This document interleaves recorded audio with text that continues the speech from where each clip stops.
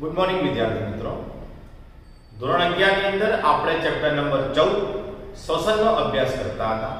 હવે શ્વસનની અંદર આપણે જારક શ્વસન ભણી રહ્યા હતા કે જેની અંદર પ્રક્રિયાના અંતે આપણે 38 એટીપી લાવવાના હતા।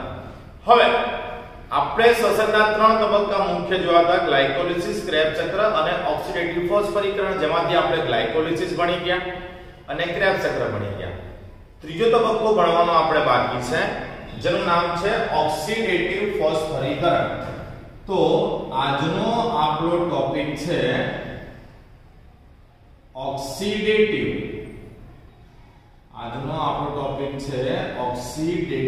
ફોસ્ફરીકરણ।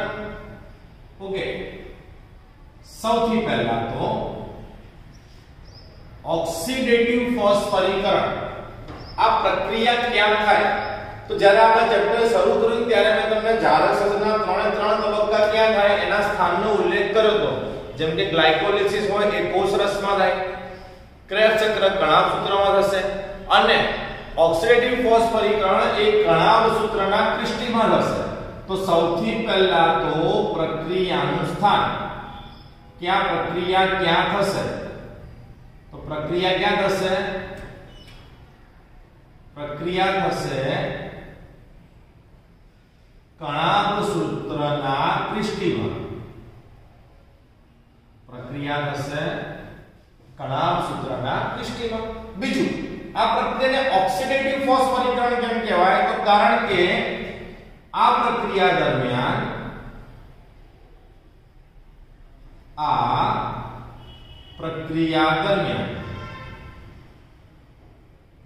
ઓક્સિજનની હાજરીમાં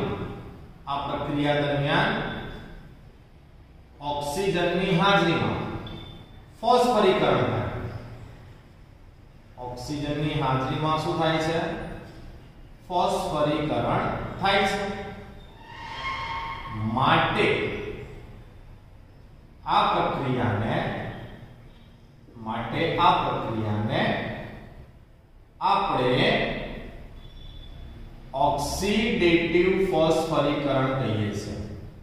માટે આ પ્રક્રિયાને આપણે શું કહીએ છીએ? ઓક્સિડેટિવ ફોસ્ફરીકરણ કહે છે। ઓકે, બીજું, આ પ્રક્રિયા જે છે એને ETS, આ પ્રક્રિયાને ઓક્સિડેટિવ ફોસ્ફરીકરણ જે છે એને ETS પણ કહેવાય। ETS means electron transport system. Electron ને ગુજરાતીમાં આપણે કહીએ વિજાણુ, ટ્રાન્સપોર્ટ એટલે વહન થવું અને સિસ્ટમ એટલે કે તંત્ર। આ આખી પ્રક્રિયા જ્યારે આપણે ભણીશું તો આપણને ખ્યાલ આવશે કે આ પ્રક્રિયામાં ઇલેક્ટ્રોનનું વહન થઈ રહ્યું છે, માટે ઇલેક્ટ્રોનનું વહન કરતું તંત્ર, એ રીતે આને ETS મતલબ કે ઇલેક્ટ્રોન ટ્રાન્સપોર્ટ સિસ્ટમ પણ કહેવાય। તો એ લખી દઈએ પહેલા આપણે આ પ્રક્રિયાને ગુજરાતીમાં કહીએ તો વિજાણુ પરિવહન તંત્ર। એટલે કે ETS means electron transport system તરીકે પણ ઓળખવામાં આવે છે। આ પ્રક્રિયાને વિજાણુ પરિવહન તંત્ર પણ કહે છે, કારણ કે પ્રક્રિયામાં વિજાણુ એટલે કે ઇલેક્ટ્રોનનું શું થાય છે? વહન। હવે સમજો, ગયા લેક્ચરમાં આપણે ઉલ્લેખ કર્યો કે જારક શ્વસનના અંતે 38 એટીપી મળવા જોઈએ। ક્રેબ્સ ચક્ર સુધીનું આપણે પતી ગયું છે। અત્યાર સુધી આપણને માત્ર 4 એટીપી જ મળ્યા છે।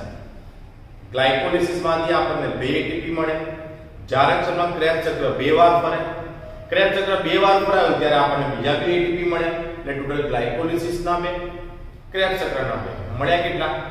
4 એટીપી। પણ જ્યારે ક્રેબ્સ ચક્ર પૂરું થઈ જાય ત્યારે ગ્લુકોઝનું સંપૂર્ણ વિઘટન પતી જાય, એટલે કે ગ્લુકોઝ હવે પ્રક્રિયક તરીકે આપણી પાસે છે જ નહીં, એનું સંપૂર્ણ વિઘટન થઈ ગયું છે। તો આપણને હજી સુધી 38 એટીપી કેમ નથી મળ્યા? 4 જ મળ્યા, 34 એટીપી મળવાના બાકી છે। તો એનું કારણ છે કે આપણે જે તબક્કો સમજવાનો બાકી છે, કયો? ઓક્સિડેટિવ ફોસ્ફરીકરણ। હવે ગ્લાયકોલિસિસ ની નિપજ આપણે જોયું। ગ્લાયકોલિસિસમાં નિપજ તરીકે 2 અણુ પાયરુવિક એસિડ મળ્યા હતા, એ સિવાય 2 અણુ NADH2 હતા, 2 અણુ H2O હતા।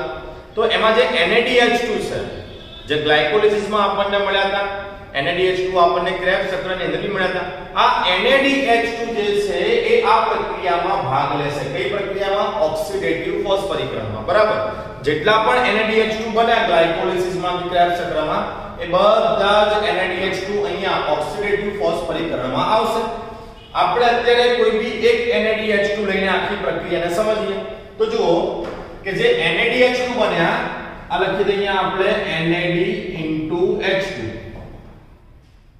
હવે આ NADH2 આવે કણાભ સૂત્રના અંતઃપટલમાં એટલે કે ક્રિસ્ટીમાં શેના માટે ઓક્સિડેટિવ ફોસ્ફરીકરણ માટે હવે શું થાય કે NADH2 માંથી હાઇડ્રોજન છૂટો પડી જાય 2H+ અને 2 ઇલેક્ટ્રોન માઈનસ હાઇડ્રોજન જે છે H2 ને 2H+ 2 ઇલેક્ટ્રોન માઈનસ પણ લખી શકાય આ હાઇડ્રોજન છૂટા પડી ગયા હવે હાઇડ્રોજન છૂટા પડી એટલે અહીંયા એકલું શું વધ્યું તો અહીંયા એકલું વધશે NAD ઓકે આપણે NAD થી કોઈ યાદ નથી થયું શું NADH2 એ પોતાના હાઇડ્રોજન એટલે 2H+ અને 2 ઇલેક્ટ્રોન ગુમાવે હવે શું થાય કણાભ સૂત્રના અંતઃપટલમાં આ જે હાઇડ્રોજન અને ઇલેક્ટ્રોન છૂટા પડ્યા એ હાઇડ્રોજન અને ઇલેક્ટ્રોન NADP રિડક્ટેઝ દ્વારા સ્વીકારવામાં આવે જે હાઇડ્રોજન અને ઇલેક્ટ્રોન છૂટા પડ્યા તે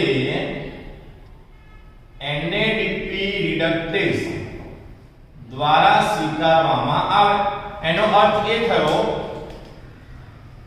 કે આ હાઇડ્રોજન અને આ ઇલેક્ટ્રોન બંને કોને મળ્યા NADP રિડક્ટેઝ ને હવે તમને ઓક્સિડેશન રિડક્શન ની વ્યાખ્યા 8મા ધોરણથી ભણો છો એ આવડતી હશે કે પ્રક્રિયામાં હાઇડ્રોજન ઉમેરાય કે ઇલેક્ટ્રોન ઉમેરાય તો એને રિડક્શન કહેવાય અને હાઇડ્રોજન કે ઇલેક્ટ્રોન દૂર થાય તો એને ઓક્સિડેશન કહેવાય તો અહીંયા થયું શું કે NADP રિડક્ટેઝ ને તો હાઇડ્રોજન મળ્યા હવે NADP રિડક્ટેઝ ને હાઇડ્રોજન મળ્યા એટલે NADP રિડક્ટેઝ જે છે એનું શું થયું રિડક્શન થયું કહેવાય હવે હાઇડ્રોજન અને ઇલેક્ટ્રોન કોની પાસે છે NADP રિડક્ટેઝ પાસે NADP રિડક્ટેઝ આ હાઇડ્રોજન અને ઇલેક્ટ્રોનને લાંબો સમય પોતાની પાસે રાખશે નહીં એ શું કરશે તો એ આ હાઇડ્રોજન અને ઇલેક્ટ્રોનનું આગળ વહન કરી દેશે એટલે NADP રિડક્ટેઝ માંથી હાઇડ્રોજન અને ઇલેક્ટ્રોન જે છે બહાર નીકળી ગયા હવે એમનો સ્વીકાર યુબિક્વિનોન દ્વારા કરવામાં આવે મતલબ કે હાઇડ્રોજન અને ઇલેક્ટ્રોન જે છે એ હવે કોની પાસે આવી ગયા તો યુબિક્વિનોન પાસે આવી ગયા હવે સમજો કે એક વસ્તુ કે પહેલા NADP રિડક્ટેઝ ને આ મળ્યા હાઇડ્રોજન મળ્યા એટલે રિડક્શન થયું પછી એને ગુમાયા એટલે હવે એનું શું થયું કહેવાય તો એનું થયું કહેવાય ઓક્સિડેશન હવે ફરીથી એ હાઇડ્રોજન ઇલેક્ટ્રોન કોને મળ્યા યુબિક્વિનોન ને તો યુબિક્વિનોન નું હવે શું થયું કહેવાય રિડક્શન પણ યુબિક્વિનોન બી આ હાઇડ્રોજન કે ઇલેક્ટ્રોન ને લાંબો સમય પોતાની પાસે રાખશે નહીં એ બી શું કરશે તો યુબિક્વિનોન જે છે એ બી આ હાઇડ્રોજન અને ઇલેક્ટ્રોન નું આગળ વહન કરી દેશે હવે યુબિક્વિનોન માંથી આ હાઇડ્રોજન અને ઇલેક્ટ્રોન કોને મળશે તો હાઇડ્રોજન અને ઇલેક્ટ્રોન મળશે સાઇટોક્રોમ બી ને હાઇડ્રોજન અને ઇલેક્ટ્રોન કોને મળશે સાઇટોક્રોમ બી ને તો ફરીથી જુઓ યુબિક્વિનોન ને મળ્યા એટલે રિડક્શન પછી એમને ગુમાવ્યા એટલે હવે એમનું પાછું શું થઈ ગયું કહેવાય ઓક્સિડેશન હવે હાઇડ્રોજન ઇલેક્ટ્રોન કોની પાસે આ સાઇટોક્રોમ બી પાસે તો સાઇટોક્રોમ બી નું શું થયું કહેવાય રિડક્શન પણ સાઇટોક્રોમ બી પણ એને પોતાની પાસે નહીં રાખે એનું આગળ વહન કરી દેશે હવે આગળ વહન કોની પાસે થશે તો સાઇટોક્રોમ બી માંથી હાઇડ્રોજન અને ઇલેક્ટ્રોન મળશે સાઇટોક્રોમ સી ને ચલો કોને મળી ગયા સાઇટોક્રોમ સી ને તો એક પ્રોસીજર સાઇટોક્રોમ બી એ હાઇડ્રોજન ઇલેક્ટ્રોન ગુમાવ્યા એટલે એનું હવે થયું કહેવાય ઓક્સિડેશન સાઇટોક્રોમ સી ને હાઇડ્રોજન ઇલેક્ટ્રોન મળ્યા એટલે એનું થયું રિડક્શન હવે આ જે સાઇટોક્રોમ સી છે નીચે જગ્યા ઓછી છે એટલે સાઈડમાં લઈ લઉં છું ધ્યાન આપજો સાઇટોક્રોમ સી છે એમાંથી પણ હાઇડ્રોજન અને ઇલેક્ટ્રોન બહાર નીકળી જશે હવે સાઇટોક્રોમ સી માંથી જ્યારે હાઇડ્રોજન અને ઇલેક્ટ્રોન બહાર નીકળશે ત્યારે એનો સ્વીકાર કોણ કરશે તો એનો સ્વીકાર કરવામાં આવશે સાઇટોક્રોમ A અને A3 દ્વારા ઓકે તો થયું શું સાઇટોક્રોમ સી હવે હાઇડ્રોજન ઇલેક્ટ્રોન ગુમાવ્યા એટલે એમનું શું કહેવાય ઓક્સિડેશન ઓકે, ચોપડામાં તમારે સીધું જ લખવાનું છે, જગ્યા નીચે નહીં દેખાય એટલે સાઈડમાં લઈ લીધું છે. હવે સાઇટોક્રોમ C જે છે એમાંથી હાઇડ્રો ઇલેક્ટ્રોન કોની પાસે આયા? સાઇટોક્રોમ E અને A3 પાસે, એટલે એમનું થયું રિડક્શન. હવે આ સાઇટોક્રોમ A અને સાઇટોક્રોમ A3 જે છે એ હાઇડ્રોજન અને ઇલેક્ટ્રોનને મુક્ત કરી દેશે. કોને મુક્ત કરી દેશે? 2H+ અને 2 ઇલેક્ટ્રોન માઈનસ ને મુક્ત કરી દેશે. હવે એમને આગળ કોઈ ગ્રહણ કરવાનું નથી. ઇટ્સ ઓકે, કોઈ નથી ગ્રહણ કરવાનું, કઈ વાંધો નહીં. પણ સમજો, આપણે શ્વાસ લઈએ તો અંદર કયો વાયુ જાય? ઓક્સિજન. એ ઓક્સિજન વાયુ જ્યારે આપણે શ્વાસ લઈએ ત્યારે જે ઓક્સિજન વાયુ અંદર આવ્યો એ અહીંયા પહોંચીને આ હાઇડ્રોજન અને ઇલેક્ટ્રોન સાથે જોડી જશે. હલો, 2H+ 2 ઇલેક્ટ્રોન એટલે H2 થાય. H2 સાથે 1/2 O2 જોડી જશે. નિપજ તરીકે શું બનશે? તો નિપજ તરીકે બનશે H2O. નિપજ તરીકે શું બનશે? H2O. જ્યારે H2O બની જાય ત્યારે આપણી આ પ્રક્રિયા પૂરી થઈ ગઈ કહેવાય. મતલબ કે અહીંયા આપણું ઓક્સિડેટિવ ફોસ્ફરીકરણ પૂરું થઈ ગયું. પણ ATP ક્યાં છે? તો ATP વાળું સ્ટેપ મેં બાકી રાખ્યું છે. હવે તમે જુઓ ઓલ્ટરનેટ ATP કઈ રીતે મળે છે. જ્યારે હાઇડ્રોજન અને ઇલેક્ટ્રોન NADP રિડક્ટેઝ માંથી યુબિક્વિનોન માં આવે, ક્યાંથી ક્યાં આવે? NADP રિડક્ટેઝ માંથી યુબિક્વિનોન માં આવે ત્યારે ADP ના એક અણુનું ફોસ્ફોરાયલેશન એટલે કે ફોસ્ફરીકરણ થઈને ATP બને. શું બનશે? ATP. મતલબ પહેલા સ્ટેપમાં ATP બન્યું, બીજા સ્ટેપમાં ATP નહીં બને એટલે બીજું સ્ટેપ મેં છોડી દીધું. ત્રીજા સ્ટેપમાં મતલબ કે હાઇડ્રોજન અને ઇલેક્ટ્રોન જ્યારે સાઇટોક્રોમ B માંથી C માં આવે ત્યારે અગેન એકવાર ADP નું ફોસ્ફરીકરણ થશે અને શું બનશે? ATP બનશે. ત્યાર પછી સાઇટોક્રોમ C માંથી A3 માં આવ્યો, એકવાર મળ્યું, એકવાર નથી મળ્યું, મળ્યું પછી આ સ્ટેપમાં નહીં મળે. હવે જ્યારે સાઇટોક્રોમ A અને A3 માંથી હાઇડ્રોજન અને ઇલેક્ટ્રોન બહાર આવીને પાણી બનાવે ત્યારે ફરીથી એકવાર ADP નું ફોસ્ફરીકરણ થઈ નિપજ તરીકે શું બનશે? ATP. સમજ પડી? તો એક NADH2 નો અણુ જ્યારે આખી પ્રક્રિયામાંથી પસાર થયો ત્યારે નિપજ તરીકે આપણને 1 2 અને 3 ATP મળ્યા. તો આને આપણે યાદ રાખીશું કે એક NADH2 જ્યારે ETS માંથી પસાર થાય ઇલેક્ટ્રોન ટ્રાન્સપોર્ટ સિસ્ટમ માંથી ત્યારે નિપજ તરીકે આપણને 3 ATP પ્રાપ્ત થાય. એક NADH2 માંથી ઓક્સિડેટિવ ફોસ્ફરીકરણના અંતે 3 ATP પ્રાપ્ત થાય. આ યાદ રાખજો ખાસ. એક NADH2 જે છે એ ETS માંથી પસાર થાય તો આપણને 3 ATP મળે. હવે તમને યાદ હશે કે જે ક્રેબ્સ ચક્ર આપણે ભણ્યા એમાં એક તબક્કો એવો બી હતો કે જ્યારે સક્સિનિક એસિડ માંથી ફ્યુમરિક એસિડ બન્યું અને ત્યારે NADH2 ની જગ્યા ઉપર FADH2 બન્યું હતું. ઓકે, NADH2 ની જગ્યા ઉપર શું બન્યું હતું? FADH2. તો જેમ NADH2 ETS માં આવ્યો એ રીતે FADH2 પણ ETS માં આવ્યો. બરાબર? પણ FADH2 માંથી 3 ATP નહીં મળતા. કેમ 3 ATP નહીં મળતા એને પણ સમજો કે જ્યારે FADH2 પ્રક્રિયામાં આવશે as it is એમાંથી હાઇડ્રોજન છૂટા પડશે, અહીં છૂટા પડે એમાંથી ઇલેક્ટ્રોન છૂટા પડશે અને FAD અલગ થઈ જશે. પણ FADH2 માંથી જે હાઇડ્રોજન અને ઇલેક્ટ્રોન છૂટા પડી રહ્યા છે એ NADP રિડક્ટેઝ નહીં મળતા. એ સૌથી પહેલા યુબિક્વિનોન ને મળે છે. કોને મળે છે? યુબિક્વિનોન. મતલબ જ્યારે હું FADH2 ની વાત કરું છું, FADH2 માટે હું ETS સમજાવું કે ઓક્સિડેટિવ ફોસ્ફરીકરણ સમજાવું તો એમાં હાઇડ્રોજન અને ઇલેક્ટ્રોનનો પહેલો ગ્રાહક NADP રિડક્ટેઝ નથી. FADH2 માટે હાઇડ્રોજન અને ઇલેક્ટ્રોનનો પહેલો ગ્રાહક કોણ છે? યુબિક્વિનોન છે. મતલબ કે જો NADH2 હોય તો પ્રક્રિયા અહીંથી શરૂ થાય NADP રિડક્ટેઝ થી.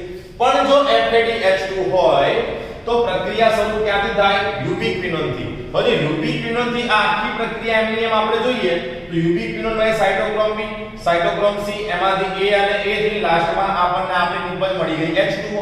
તો એ દરમિયાન ખાલી કેટલા ATP મળ્યા આપણને? 2. તો આ બી આપણે યાદ રાખીશું કે FADH2 નો એક અણુ જ્યારે ATS માંથી પસાર થાય ત્યારે આપણને 2 ATP પ્રાપ્ત થાય છે. ઓકે, તો વિદ્યાર્થી મિત્રો આ આપણું ઓક્સિડેટિવ ફોસ્ફરીકરણ પતી ગયું.